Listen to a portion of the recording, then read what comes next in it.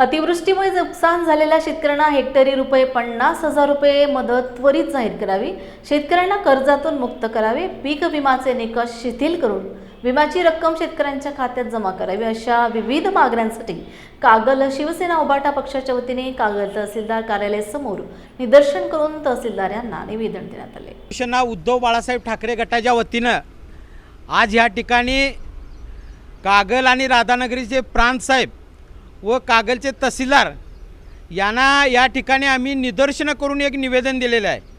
गेले 4 महिने या महाराष्ट्रामध्ये सर्व जिल्ह्यामध्ये जोरदार पाऊस पडून ज्या शेतकरी राजानं जीवाचं रान करून रक्ताचं पाणी करून जी पिकं निर्माण केली, पिकं उभा केली, मग सोयाबीन असतील, भुईमुग असेल, ऊस पीक असेल, कांदा असेल, अतिशय ह्या पिकाचं ह्या पावसामुळे नुकसान झालेलं आहे। शेतकऱ्यांना आज शेतकरी चिंतेत आहे। शेतकऱ्यांना सोसायटीचं कर्ज काढलेलं आहे त्या शेतीच्या ऊसासाठी असेल, भुईमुगासाठी।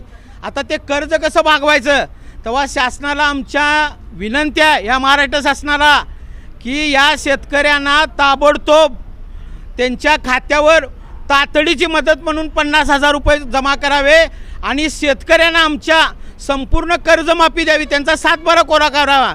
दुसरं आमची एक कळकळीची विनंती, अजून पंचनामे झालेले नाहीत आणि शासन हे आता ऊस पिकावर मावा पडला आहे, तांबिरा पडला आहे, ऊसाची अवस्था अतिशय बेकार झालेली आहे आणि असं असताना शेतकऱ्यांच्या टनापाठीमागं ₹15 कट करणार आणि तेच पैसे त्या शेतकऱ्यांना विदर्भांना देणार।